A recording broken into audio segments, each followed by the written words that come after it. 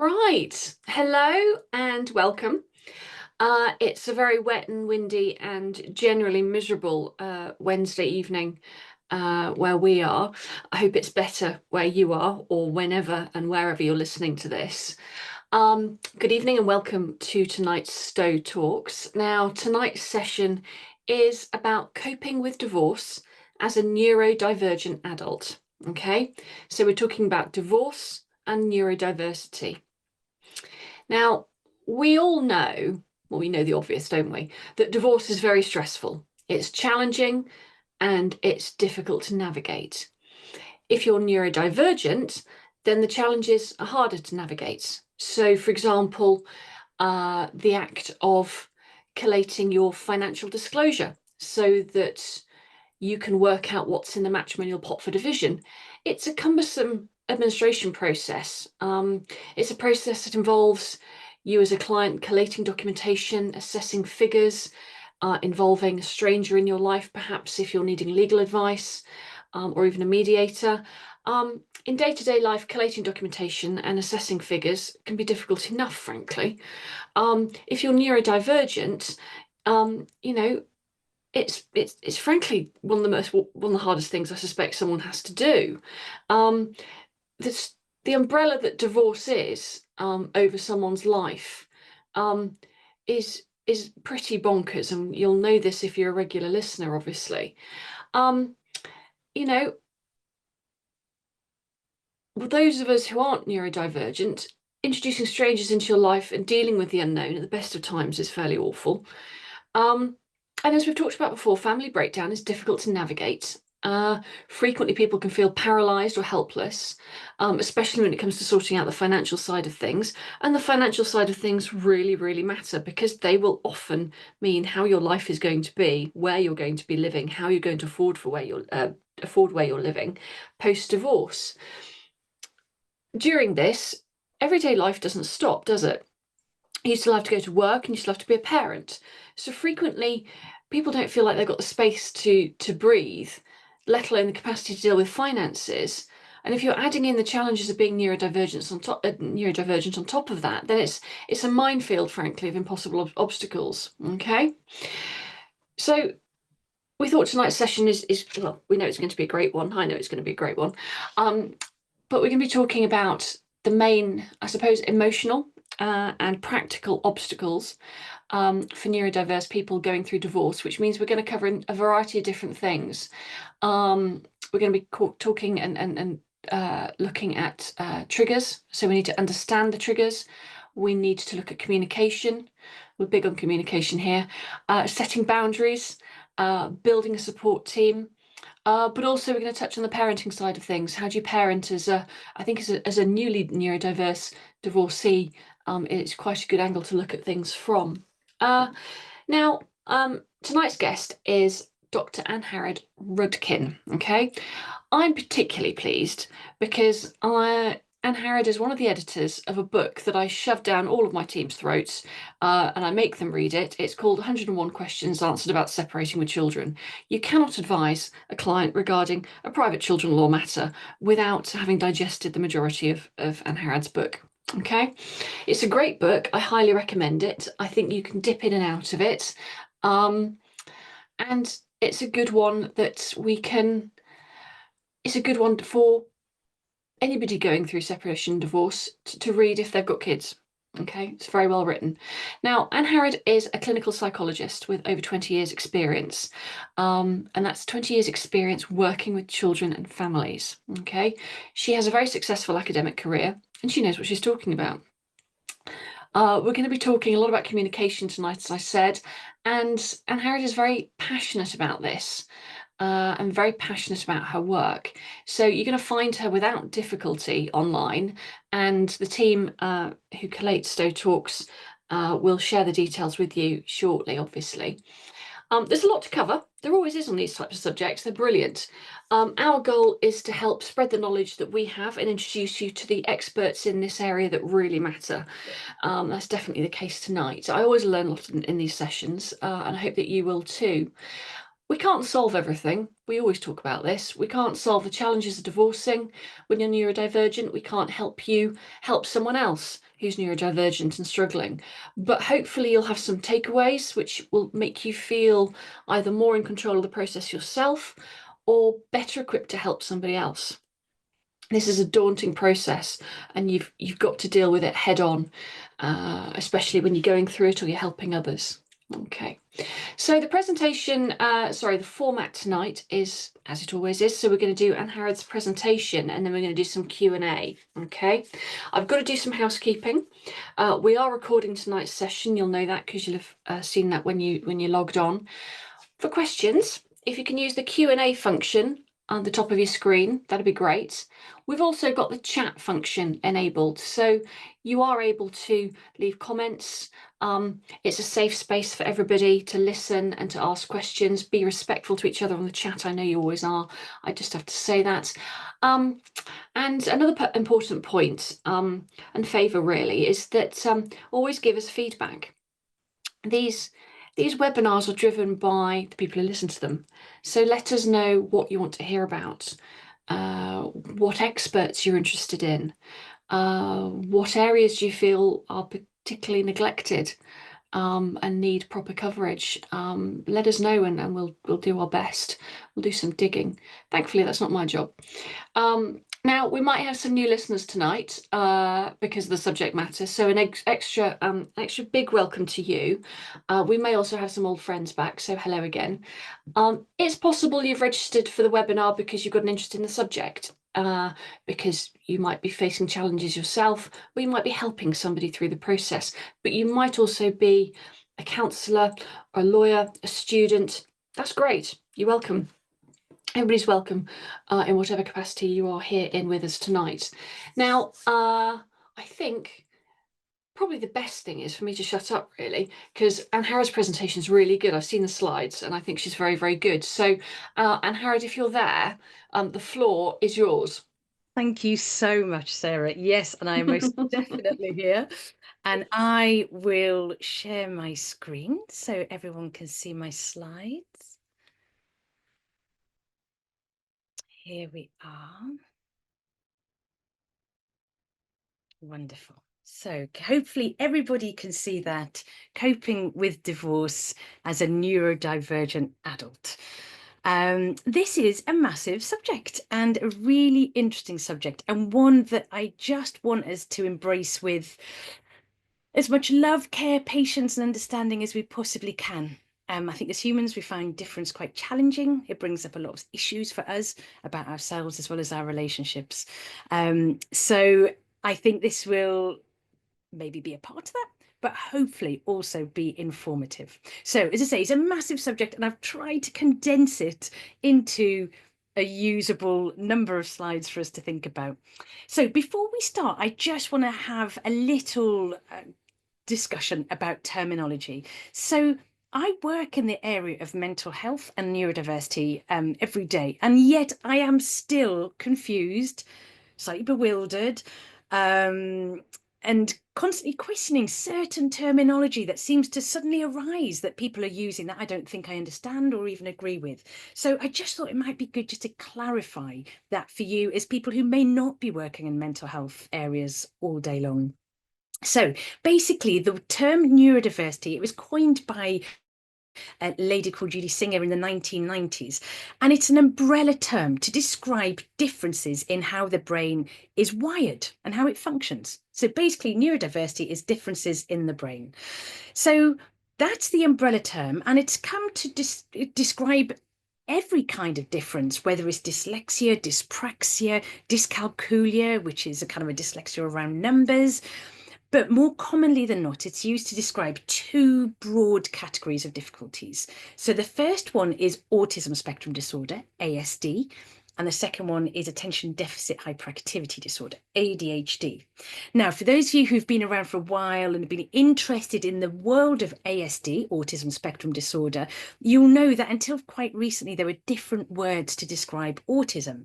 So, for example, we had Asperger's syndrome, we had high functioning autism, and all of these sort of terms were used to describe people who had autistic tendencies, but were functioning brilliantly in life. So now it's all come under the term autism spectrum disorder, and you can have it mild, moderately, severely to kind of indicate the level of impairment. Attention deficit hyperactivity disorder. Now, I imagine all of you will have a friend or somebody in your family who has, as an adult, been diagnosed with ADHD. It is something that is very much thought about these days, and coming from the generation that I come from, it was something that wasn't thought about when we were children. So there's a very good chance that a lot of adults have grown up with ADHD and only realised in the last 4 or 5 years that they've got ADHD. So ADHD comes in many forms. You can have a mainly ADD type bit, so where you're quite inattentive, you're quite forgetful, it's hard to organise yourself. Or you can have a mainly hyperactive bit, so you're very jiggly, very busy, need to be on the move all the time. Or you can have the combined, which is a bit of the attention deficit and a bit of the hyperactivity. So they're the two main things that we'll be thinking about when we're talking about neurodiversity this evening. But neurodiversity refers to a group and neurodivergent to an individual. So if I'm referring to an individual, neurodivergent individual, if I'm talking about a group or a population of people, it'll be neurodiversity. And this is all in comparison to neurotypicals. So neurotypicals is the term used to describe the majority brain. So brains that work in what we would consider a standard way and don't have a diagnosis or symptoms attached to it. So what we have to remember, though, there is as much difference within the neurodiverse group as there is within the neurotypicals group. So if you are a neurotypical, that does not mean your brain still works exactly the same way as other people who are neurotypical. Similarly, if you are neurodivergent, that does not mean your brain works exactly the same as somebody else who is neurodivergent. So we like shortcuts as humans. So we like to think, oh, they've got ASD. Okay, I know what that means about them. Or, oh, they've got ADHD. I know what that means. Actually, we don't. So if the only thing that you take away from this evening is a curiosity, a will to find out, okay, so you've got ASD. What does that mean for you? It just helps us to understand and be curious rather than just assume and make judgments, which, as I say, as humans, we're very good at doing. Now then, what are the main challenges for neurodiverse people going through a divorce? So Sarah said divorce is an extremely stressful time anyway. But if you have a neurodiversity, there are going to be additional layers of difficulties that you're going to have to work your way through. And I thought the 4 main bits really was communication, overwhelming emotion, perspective taking, and identity. And what we know about all of these differences is that they become more pronounced when we are in situations which are unpredictable, stressful, and socially demanding. So someone with ASD, someone with ADHD may look completely neurotypical when they're in situations that are just very calm, very predictable, very familiar to them. As soon as they get put into a position where there's a sudden sort of unpredictable demand to be very sociable, or there's a big change and it's quite stressful, then the neurodiverse features will become more pronounced. And it's like that with all of us for everything, isn't it? How we are becomes more accentuated when we're in stressful times. So let's think about communication. So we know that the way the brain works helps us communicate. And if you are neurodivergent, the way your brain is wired might lead to differences in communication. Now, remembering that neurodiverse population are as different and as varied as neurotypicals, these are the kinds of things that might come across. So a neurodivergent individual might have difficulties with non-verbal communication, for example. So knowing quite where to stand, knowing what to do with hands and arms, knowing sort of when to smile, when not to smile, but also in particular things around gaze and gesture. Now, for all of us, if we start talking about gaze, the very first thing we do is start thinking, oh my God, I don't know where to look. So as soon as you start focusing on gaze, it's quite difficult to do, whereas we're unconsciously doing it most of the time. We kind of know when to look away, when to look down, when to look up. It's not a conscious thing that we're doing. if you are a neurodivergent individual, there's a chance that that is less kind of smooth for you. It's harder to know, when do I look and when do I look away? And so that can feel a bit clunkier. Similarly with gestures, there may be no gestures at all. There may be too many gestures. And again, it's for that individual to sort of get to know their way of communicating. But because of the differences in the way the brain is wired, there is a possibility that a neurodivergent individual might not get jokes or sarcasm properly. Aphorisms. I'm from Wales, so I think kind of we say things differently sometimes, but aphorisms, so sayings. So we might be standing there. If I was a neurodivergent individual, I'd be standing in a group of people and the conversation's going ahead and somebody says something and everybody else starts laughing. And I might think, I just don't get it. I don't know why they're laughing. And then I've got a kind of difficult decision to make. Do I just laugh just so I can look like I get it and be part of it? Or do I just stay silent? And that again can just make it quite clunky, the communication. It can feel quite difficult, quite uphill for a neurodivergent individual. And also finding the right thing to say under the spotlight. So as a therapist, we all know that the most important stuff comes out when there's a silence, when there's a time of transition, when the hands on the door handle, they're just about to go, and your client turns around and says, "Oh, by the way." And so when you're under the spotlight, and that could be, as I say, a time of transition, it could be a very sociable time, it could be trying to make a joke to make light of a situation, it can be very hard to know quite what to come up with. And so that can be the time when people say things that are just a bit inappropriate or just not quite fitting to the situation, which just leads to that sense of, oh, cripes, I've messed it up again. But neurodiversity can also be associated with not understanding the unwritten rules of a social situation. So I work with kids a lot, and kids, they're great because they tell you how it is. And often they'll say to me, how was I to know in that situation that this is what I was supposed to do? And it's like, yeah, you're right. How do we know? There are these unwritten rules about how to be in certain situations. And some of us are lucky enough to just get those rules, and some of us are unlucky and don't quite get them and they have to really think through it all and be taught it. We also know that neurodiversity is associated with impulsivity. Now, if you're somebody who's impulsive, you just want to say the first thing that comes into your head. You can't bear to wait to kind of get your turn. You just want to say what you want to say. It's hard to wait for somebody to finish their come in. So it can be quite difficult to communicate when you've got those impulses to just say the very first thing, or to interrupt, or to not wait your turn. And that can cause difficulties in communication. And we also know if you've got ADHD and you're quite busy in your body, you're jittering, your legs constantly on the go, you're constantly jiggling, your hands, you're picking, you're twirling, whatever it is, this can get in the way of communication as well. So these are some of the things that can happen with neurodiversity that can impact on communication. But what does that mean for you? What does that mean for you living or divorcing somebody, living with or divorcing somebody who's neurodivergent, or maybe you are neurodivergent yourself? What do those communication difficulties mean? Well, chances are it's something like this. So let's say you're divorcing a neurodivergent partner, they may not reply to your messages or emails on time. And this could be very frustrating, especially when you're trying to figure out finances, like Sarah was talking about, or childcare, or who's going to pick up Ben from football, who's going to go and get Jenny from her art club.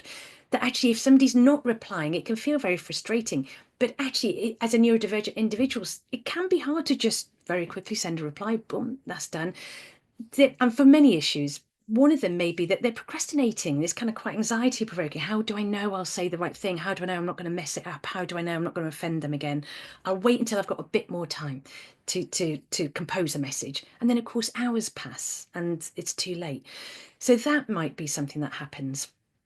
But also, neurodiversity can get in the way of you processing information and responding in the sort of standard neurotypical way, so in a way that people would expect you to. So this can look like you're not listening because you haven't actually answered a question, but actually, far from not listening, you have most definitely listened and you're really thinking through the answer and trying to figure out the best way of putting your answer out there. So this can look like a delay, it can look like lack of interest, but it's not. You can come across as blunt or rude. So sometimes when you're a diversity, because of the communication issues, you might just say the first thing that comes to the top of your head. Out, boom, I'm thinking this, and it's out there before I've even filtered it. Or you might just say it as it is, which can sometimes come across as a bit rude. Well, I just don't think you're being very nice right now. Some of us may be thinking of it and not saying that, but some of us may think it and say it. We also know that it can be linked to repetition or going off on a tangent. So neurodiversity, especially the ASD type of neurodiversity, can be linked with passions and real interests that you could just talk about forever, and it's quite hard to understand that other people may not be that interested in that topic, and you might repeat yourself because you're just not sure that people have really got what you're trying to say, so you go over things again and again and again and again. When you're listening to that, it can be a little bit off-putting, especially when you've got all these 6 things on your agenda that you need to get through in this meeting. It can be quite off-putting. Personal space issues, this is part of those unwritten rules. How do we know? No one ever teaches you this is where you stand when you're talking to somebody. We kind of just know it, but it's harder with a neurodiversity it according to the relationships. You might stand too close to somebody, you might stand too far away, and that again could just cause unease in a situation. You can find it difficult to get the right balance between disclosure and privacy. I think all of us walk that tightrope all day long, don't we? And we know some people who are very private, and we know some people who are very open about things, and everything in the middle. But with a neurodiversity, it's kind of quite hard to know, well, is this the time when I say to people, this is what I've been experiencing? Or is this not the time? It's really hard for me to know. And so you end up then either disclosing everything all the time or becoming quite withdrawn and private. We know the communication issues can mean it's difficult to do small talk, the weather, what are you watching on TV, what football team do you support, all those things that we just do to oil the cogs, the social cogs. It's quite hard to do that when you are neurodivergent, because it's like, what's the point? All of us have seen the weather, what's the point of us discussing it? And there's that real pragmatism that can sometimes make it quite hard to start a conversation. But then it can be that the neurodivergent individual talks too much after that. Once they've got started, they just want to keep going. So they talk too much. And so again, they can feel like I haven't quite got it right. And so a neurodiversity also makes it just harder to listen and follow instructions. If there's lots of paperwork that you need to do, lots of meetings that you've got to remember, lots of forms to fill in, it can just feel quite hard to do. And of course, we know when something feels difficult to do, what do? We avoid it. We avoid it, and it doesn't go away, unfortunately, these divorce papers. Now, the second area is emotional overwhelm, because neurodiversity doesn't only affect the way you think, it affects the way you feel, because how we feel is hugely driven by how we're thinking. So we know that divorce is an intensely stressful process. Even the easiest, most straightforward divorce is a very, very difficult time.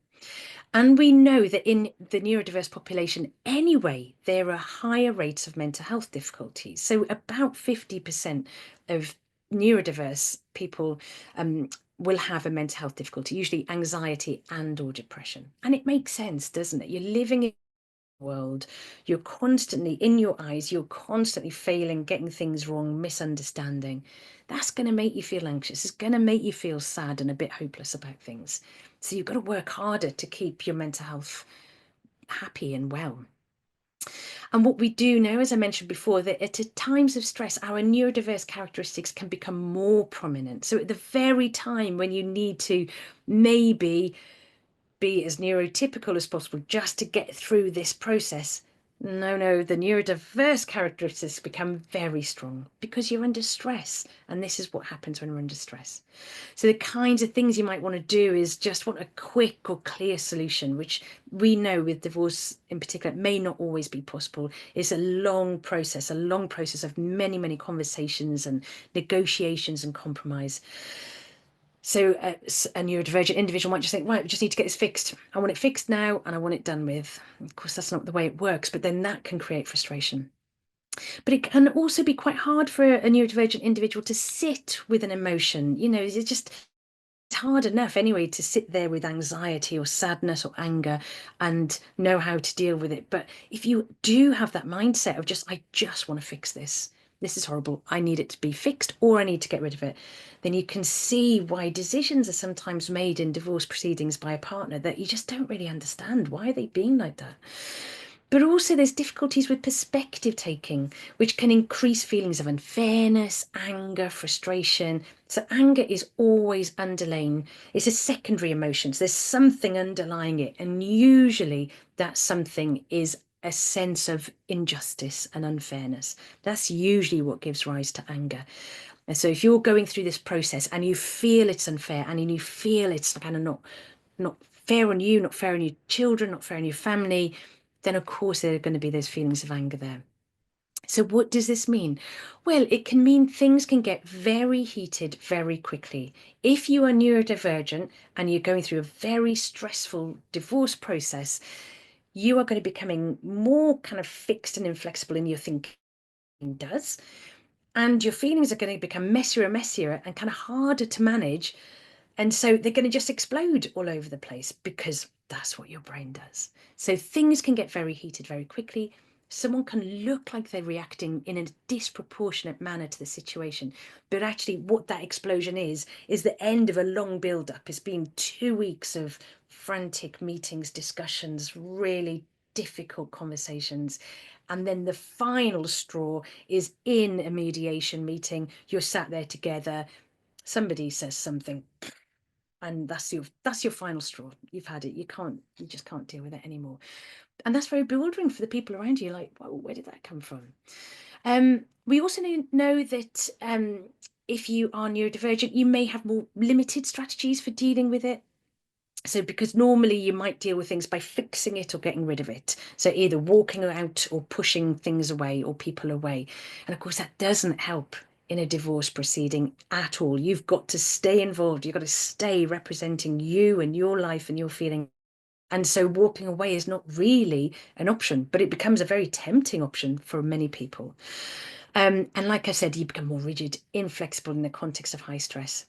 But what it can also look like is that somebody just doesn't care. Somebody can have got so overwhelmed that they've actually switched off. They've switched off their caring. And so they may look like they don't care. And that's really difficult when, the other partner is so upset about it all and trying to get it all done. And then their ex is looking like they don't care. But chances are they care deeply. And this is just a sort of survival strategy that their brains decided to come up with. But we also know if you're very overwhelmed, it's quite hard to talk about your feelings at those times. It's quite hard to know what words to use to describe this experience that you're having. But especially with neurodiversity, it could be even harder. Remember the information processing issues that you may have. Just to process all of it and figure it out and then be able to communicate it is just a step too far. You may well have heard of alexithymia. It's a term used to describe sometimes emotion blindness. It's a real inability and difficulty in recognizing your own emotions. So people don't even know what they're feeling, let alone able to talk about them. And that's very difficult when you're going through a divorce and you're trying to let somebody know this is how it feels to me, and you don't have that insight or those words. It can be very difficult to deal with that. Now, the third thing is cognitive differences, so differences in our thinking. So we know for ASD in particular that there are difficulties with the theory of mind. So theory of mind is the term used to kind of put yourself, your ability to put yourself in someone else's shoes. So they do wonderful little tests with kids. And before the age of 3, kids don't seem to have a theory of mind. They find it very hard to put themselves in somebody else's shoes. And then from about the age of 4, they get much better at it. So it's something that clicks in slowly but surely in the brain. But we all have a different sort of version of it in terms of you're really good at putting yourself in someone else's shoes. There's this term now if you're overly empathic, you're kind of too good at putting yourself in someone else's shoes. But you can be really difficult to put yourself in someone else's shoes and take their perspective. You see it from your point of view and you assume that is maybe how everybody else should see it. And if they don't, that is how everybody else should be having that same perspective as you. So it's related to empathy, but isn't exactly the same as empathy. It's more of a sort of cognitive feature. And it's very important. So if I need to understand why you are suddenly cross about something, I need to be able to take myself out of my shoes stick myself in your shoes, see the world from your shoes and go, ah, okay, that's why you're so cross about things. And then come back into your shoes and be able to empathize from there. That's a big process. That's a big process. And for some people, it's just harder to do than others, especially at times of stress. So instead, when someone's angry, rather than being able to understand that anger, you just get all defensive. You're like, you don't talk to me like that. I don't deserve this. And before you know it, it's escalated into something enormous. But it's about perspective taking. Another important difference with neurodiversity is interoception issues. So this is your body. So knowing when you're hungry, knowing when you're tired, knowing when you're starting to feel a bit angry, knowing when you're starting to feel really sad. So this requires a big link to your internal states for you to be able to think, oh my gosh, okay, I'm getting that really sort of hot, shaky feeling, which I know comes when I just feel so cross. And I know the next thing that's going to come is loads of tears. So I'm just going to take a little few moments out here, go and take some deep breaths and come back in. This is what you can do when you interoception sort of links are all fine. If you have a neurodiversity, those links aren't quite so strong. You don't know what you're experiencing until it's all out there. You don't know you're hungry until you've reached that point of, oh my gosh, I'm just so furious. So that can really play a part as well. And then also those differences and how you internalize your experiences, how you understand them, and therefore how you can talk about them with your ex, with your children, with your family, with your friends. And we know when it comes to divorce, the biggest and most important thing is to keep a network around you, a network of people who care about you, who aren't necessarily going to cheerlead you the whole way and just say, yes, you're wonderful and he's terrible, or yes, you're wonderful and she's terrible, but actually going to say, that's interesting they did that. Why do you think that happened? But as a network, this is what we need. We need people around us who are, there for us and get us and care for us. And that requires you being able to communicate with them and say, this is how I'm feeling, this is what I need. And that could be more difficult to do if you have neurodiversity. So what does this look like? Well, you may ask questions which may seem inappropriate or irrelevant, which can be quite annoying when you're trying to figure out loads of things and somebody's just coming in with questions like, why are you asking that question? That's got nothing to do with this. But of course, maybe to that person, it's got everything to do with the situation. They may just not seem to get it. So I don't know if you've had this experience, but sometimes when you're talking to a neurodivergent individual in a particularly stressful situation, it can feel to the neurotypical like you're banging your head against a brick wall. Nothing seems to be going in. Similarly, for the neurodivergent individual, they could feel when they're talking to a neurotypical that they're banging their head against a brick wall. It's like, why do you not get it? So it can be from both sides. But what can happen is that once a neurodivergent individual's on a path, they stick with it despite contrary evidence. So that sort of flexibility that comes a little bit more easy, not necessarily easy, but a little bit more easy as a neurotypical, it can be quite hard to do. So you just keep ploughing on the path because that's the path that you started off with. And that could be quite frustrating for people around you who are getting the contrary evidence coming in and needing to change paths. Can come across as callous, cold, and most of the time, or certainly the families that I work with, that is the last thing that person is feeling. It is the last thing that they're feeling. They do care, they care deeply, but they just don't know how to express that. And it can be very hard to imagine something if you haven't experienced it yourself, if you are neurodivergent. So because of that theory of mind difficulty, you can't just imagine what it's like to be the other person. If you haven't been in that situation before, it's like, I don't know what that would feel like. I haven't been in that situation, so I wouldn't know.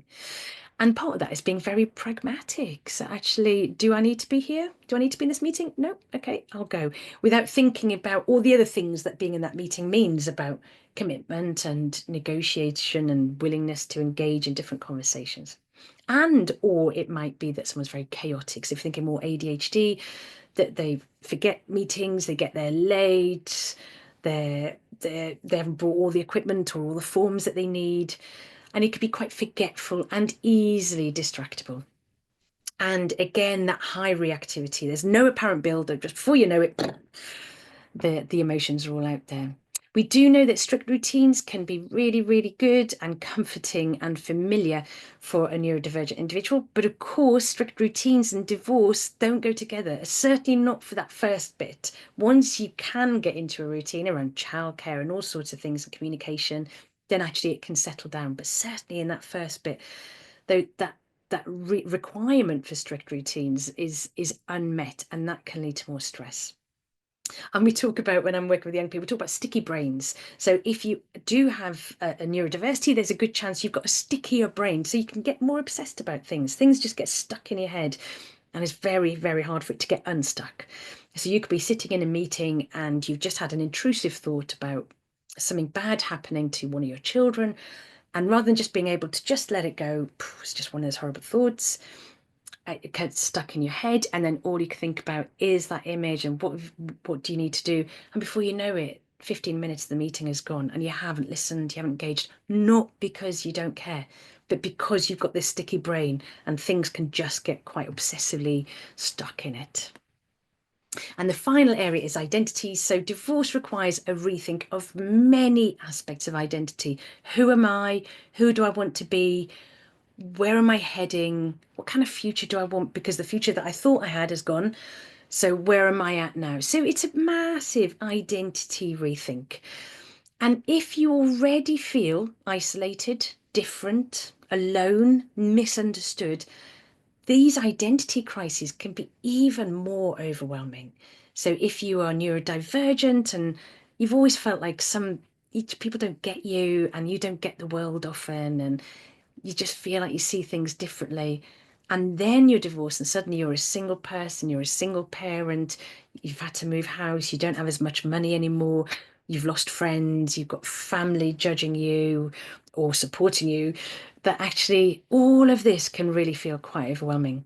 And there's a term called minority stress, which is that when you are in a minority, you are more likely to have lower self-esteem, poorer self-identity. You don't think well of yourself because you've kind of constantly been told or got the messages as you've grown up that you don't do things as well as maybe some other people do. And that could be very damaging for your self-esteem. And we know the sense of being different is exacerbated, and that can link to sadness and hopelessness. So what does this mean? Well, it means that as a reaction to divorce, some people, and especially if you are neurodivergent, you are more likely to go and seek out a new identity altogether. So suddenly you may take on a different religion or a different gender or a different sexuality or just a completely different fashion sense or different music taste or different job or any of these things. And that could be quite bewildering for the people who are left in a similar kind of identity, thinking, gosh, what's happened to mum? What's happened to dad? Why are they doing this or being like that? But that's a way of trying to cope with this identity crisis. Right, I shall become this instead. There can also be an increase in masking or camouflaging. These are terms used to describe just showing a version of yourself. To some degree or another, we all do it.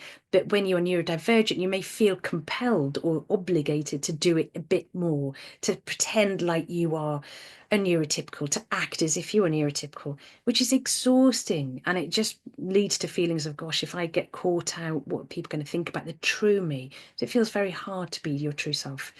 It might be, and I know certainly many dads that I've worked with, they thought that actually the best thing to do in this situation is to take myself away and I will just rethink my identity and I'll figure it all out. And then once I've got it all figured out, I shall come back and be part of my children's lives again. But of course, for those children, whether that's taken a week, a month, a year, 10 years, for that child, the loss is immense. And it's quite hard sometimes for the person who's taken themselves away, who think they're doing the right thing by their kids. You know, if I'm away, then at least I don't cause more stress. Actually, it's devastating for the children. And we do know that divorce affects fathering more.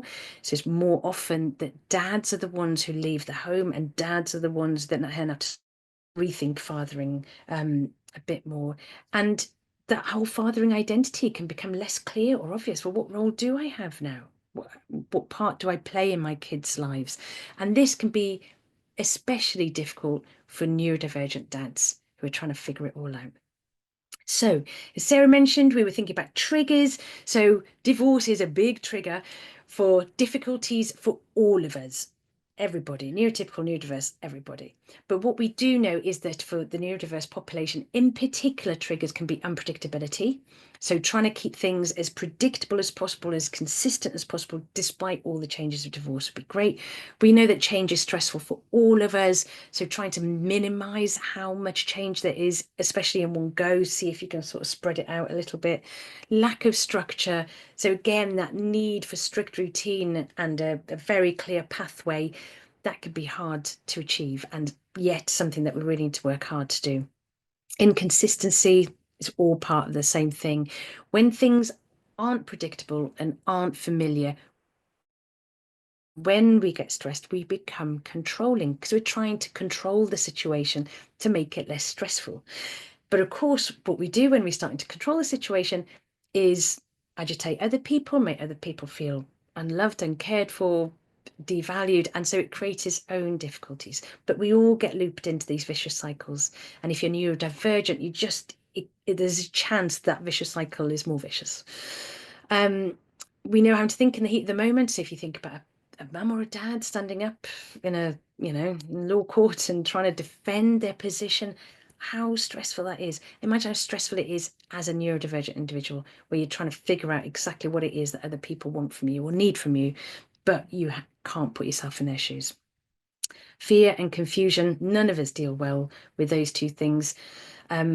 But we also have to bear in mind sensory overload. So neurodiversity comes also with a different sensory profile. So all of us will have our preferences for textures, for smells, for lighting, for certain sounds. I know people who can only fall asleep listening to radio, like the world in their ears. I know other people who can only fall asleep in absolute silence. Some, they have to have weighted blankets. Some, they can't even bear the feel of a little sheet on them. We all have different sensory needs. But with neurodiversity, they seem to be more pronounced. So we need to be thinking about what sounds are there, what smells, what, how bright are the lights, what can they feel, what can they touch, and how this is increasing their stress as they sit there or stand there trying to represent themselves. Parenting, almost finished. Parenting as a neurodiverse divorcee, it's difficult for anybody to parent during and after a divorce, because of course all the roles get mixed up, your whole position gets changed, you're doing it on your own. It's very difficult. There's a lot of pressure, and unfortunately in the culture that we live in, there is still a frequent assumption that the neurotypical parent is the better parent, and so you're already feeling rubbish because you're going through a divorce, and then there's this assumption that, oh well, the neurotypical parent will be the better parent. The neurotypical parent should have more time with the children, blah, blah, blah. And actually, this isn't necessarily the truth at all. And, then neurodiverse parents can be judged as incompetent or somehow irresponsible. So to be really criticised because they don't fit the mould of the neurotypical parent. And again, this is not based on truth or evidence a lot of the time. It is based on assumptions. What we do know is that if you are neurodivergent and you have a neurodivergent child, actually that can give you greater insight and awareness to the needs of the child, not less. It'll make you a better parent, not a worse parent. So we really need to be aware of all of this when we're, thinking about childcare and who can do what. But parenting is a constant act of selflessness, isn't it? It's constantly thinking about the child, what that child needs, what they need now to help them in the future, what they need right now, and balancing that against what can you give.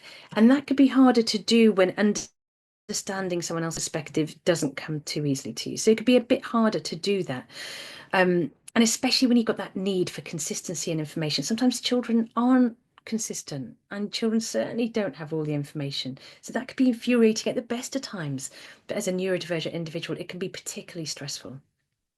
And we also know that if children are kind of struggling to cope with the divorce, as they should and do, it can be quite difficult to deal with really intense emotions as a neurodivergent individual, because it's just quite difficult to understand it, to take the perspective of others, but also to know what to do with it, because you can't just fix it.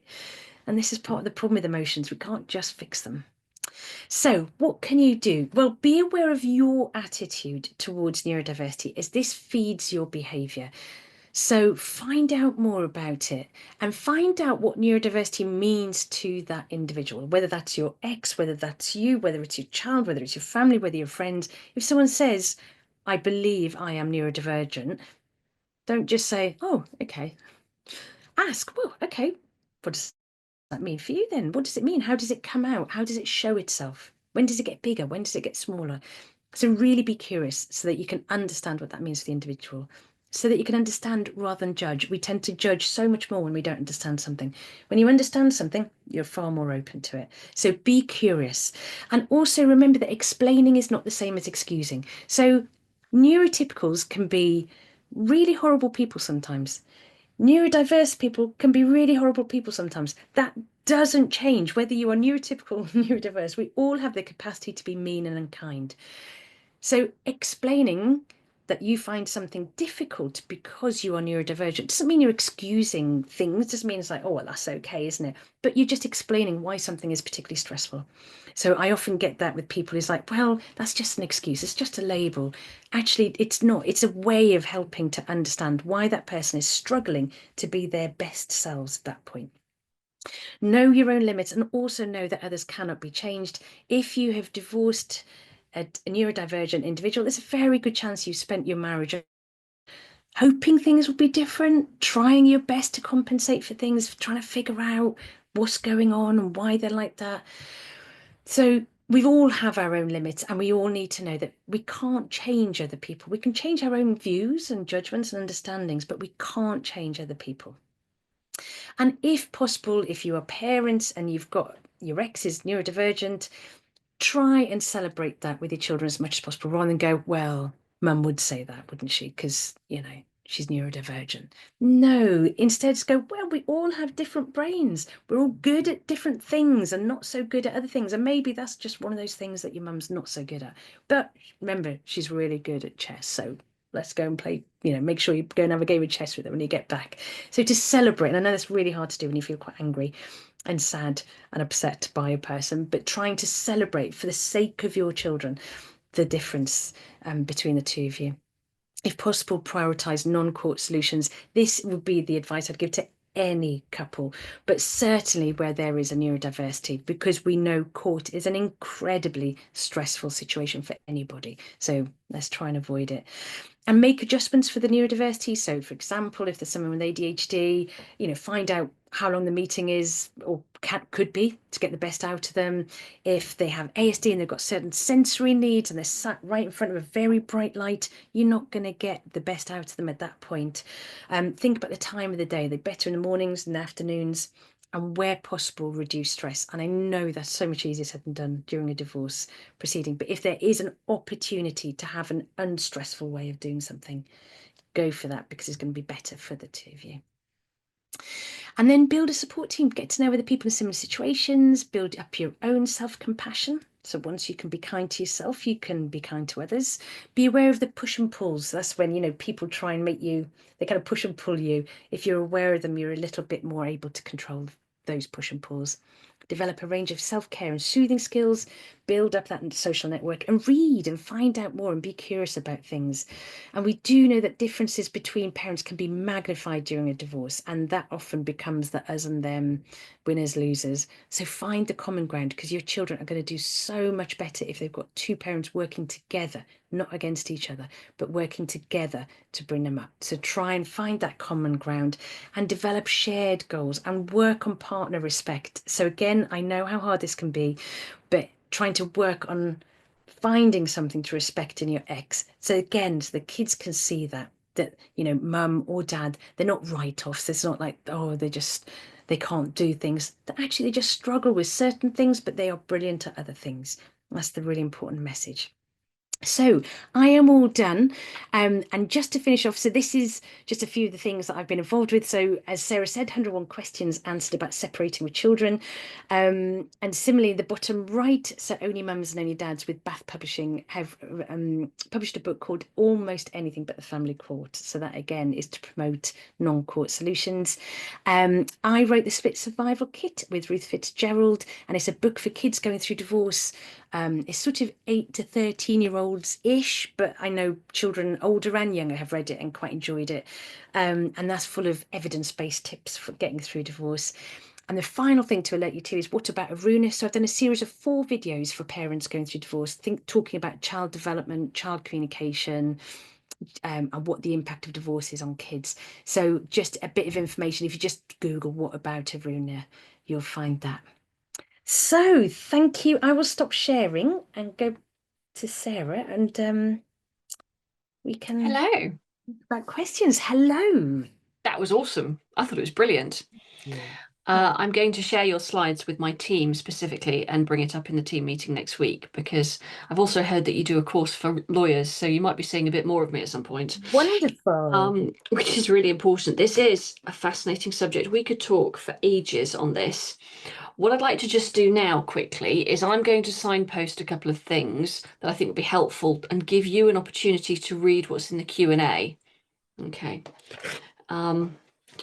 Right. One of the things I just wanted to raise for everybody was we are aware of somebody who runs a cracking support service when you're going through a divorce.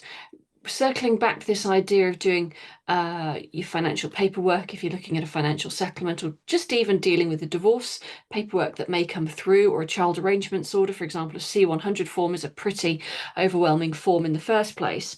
But support with doing the paperwork side of things. There is a lady called Michelle Beckett, and Kate and her team will share the details with you on here. I think it's michellebeckett.com. Now, she provides a support service for a variety of different elements of people's lives, but we have come across her specifically for when people are struggling with what we've talked about, deadlines, formal documentation, gathering together the things that they need in order to put forward their position fairly and accurately for financial negotiations, for example. So that is someone I'd really like to signpost for you guys and share that bit of knowledge that we've got here. We're going to talk about obviously avoiding going to court. If you are possibly ending up going to court, and sometimes it is inevitable. It won't be your fault. It takes 2 people on these situations, and sometimes if someone's unrealistic or wants to use the court process as a tool to get a better deal, I'm afraid it is a very daunting process. But the key is, again, it's communication, it's reaching out, it's telling people about your that you are neurodivergent. Crack, I've been talking today all day. I'm so sorry, I'm falling over my words. But there is a really good, it's actually a charity, and it's called Support Through Court. Okay.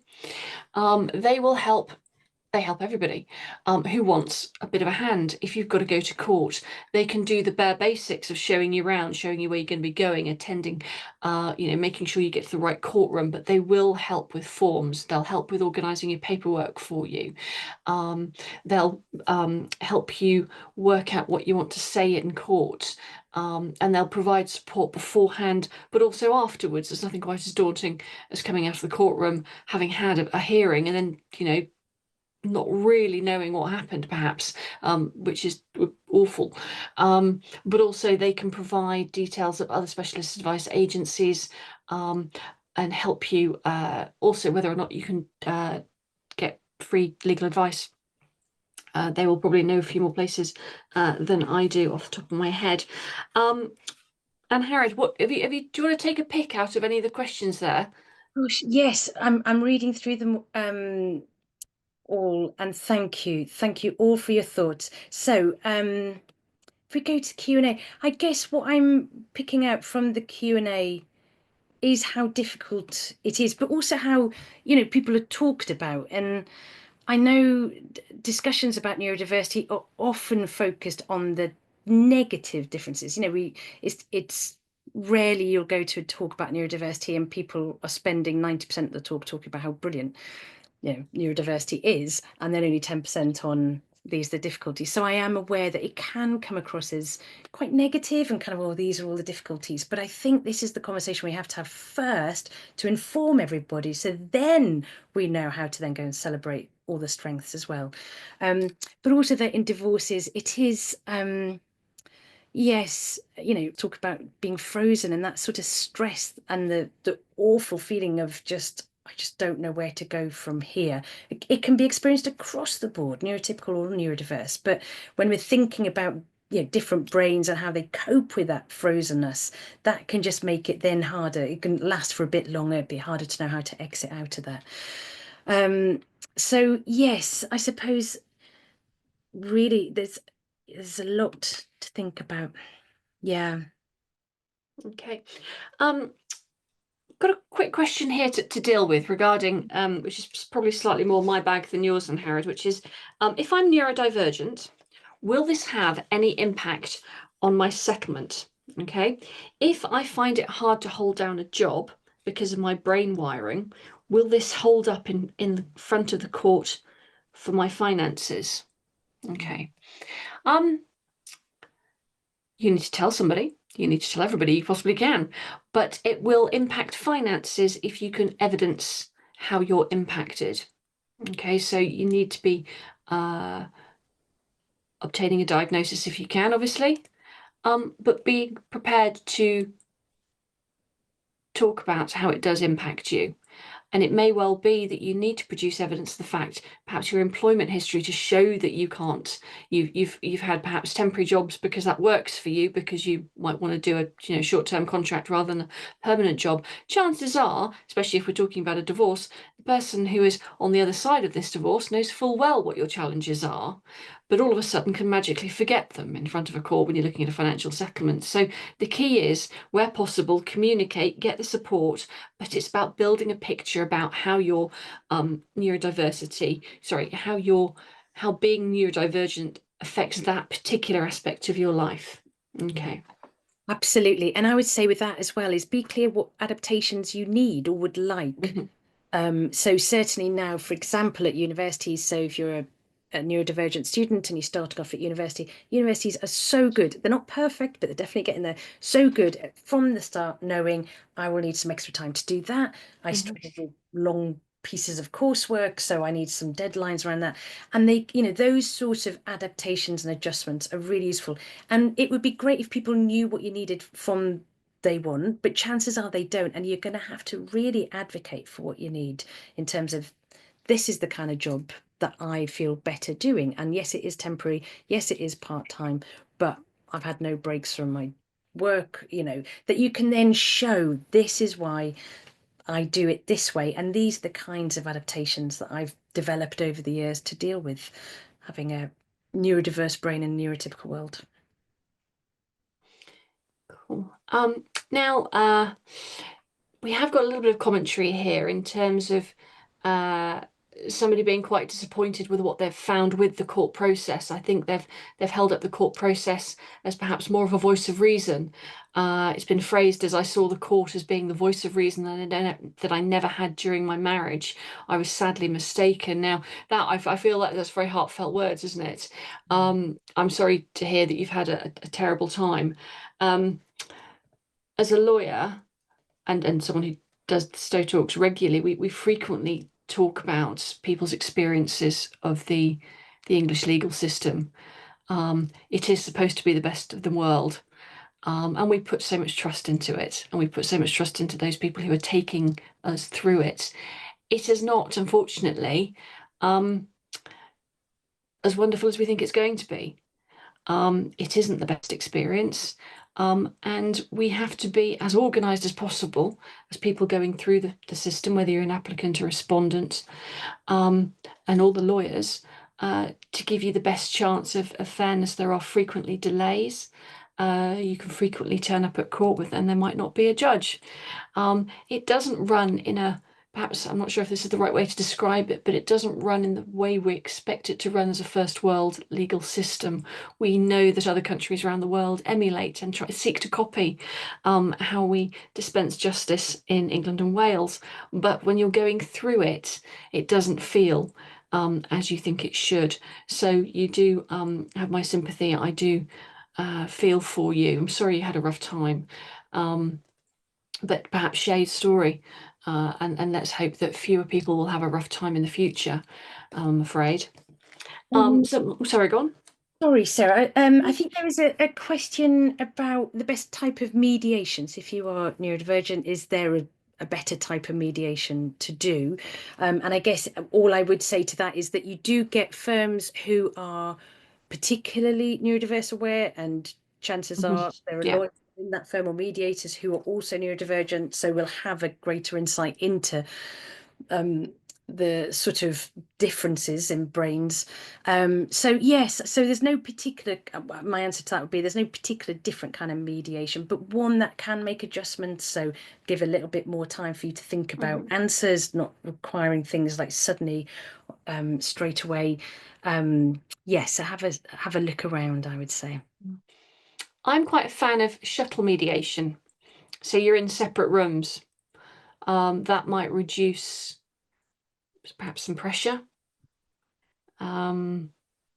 If you need a bit more time, it's going to cost a bit more, but you're still staying away from the court, which obviously is the pressure nowadays. We are under pressure. The rules say that we should be looking at non-court dispute resolution solutions to our disputes, quite rightly so. There are consequences for people if they skip that stage, really. But I think it applies to all walks of life. Shop around, pick up the phone, talk to somebody, see who gets you, see who listens, see who you feel comfortable with. Lawyers all do free appointments. Mediators, they're there to help, so they will happily give you the time of day. And if they don't, well, you don't want them to mediate your case, do you? So shop around, talk to everybody. Absolutely. And just another thing about women being missed and misdiagnosed for decades. Absolutely. So women and neurodiversity is, miles behind men in neurodiversity, just because the research isn't there yet. We don't really understand it as much, and we certainly don't know how it can look different in women to men. But also, would your ADHD be used against you? I mean, I would sincerely hope not. There is no evidence to say that as a parent you are worse if you have ADHD, ASD, or don't have them. That actually it is about so much more. So I would be confident and hope really that the ADHD is not used against you. Yes, indeed. I'm kind of feeling that we've opened a chapter, and I think we'd like to revisit this if possible. Again, perhaps in the early new year, and do another session, possibly more child focused, parenting focused. As I say, I think that the book that you're involved in, 101 Questions, is one of the best books that we have in the office. My copy is particularly battered at the moment. So I'd love to answer everybody's questions tonight. We are here. Keep in touch. The girls are going to send out the information that we've talked about tonight. I'm going to go through the slides with my team on Tuesday. Not that they know it yet. But Angharad, thank you very much for an absolutely cracking session. I've really enjoyed it. And I do feel if you've got the time and you're able to do so, we'd love to do another one, I think, if that's okay. Yes. Brilliant. Brilliant. I can still see those questions and comments coming through, guys. I'm really sorry. I'm like a bouncer tonight, aren't I? You're not coming in. We're done now. But that's why we keep it to an hour. But keep in touch, and obviously there's a lot of demand and a lot of questions out there. So you're gonna have to come back and hear it. Okay. Absolutely. This is a massive area, and anything I can do to help raise awareness, understanding, compassion, all of that, I'm right here. So yeah, I'll definitely see you. Fantastic. Well, we'd love to help you with that. Absolutely. Right, everybody. I'm under instructions to tell you when the next Stowe Talks is, obviously. It's a very different subject next time. The next one will be Wednesday, the 25th of November. How on earth did we get to November? Crikey. And we're going to be talking about understanding and managing post-separation abuse. The guest speaker is a specialist called Lucy Wade, who is a domestic abuse consultant. So that's going to be, I think, a very popular session again. And Harriet, I'm going to leave you to sort out diaries with Kate, because we need to carry on this conversation as soon as we can. But have a lovely evening, and thank you very much for your time. Thank you. Okay.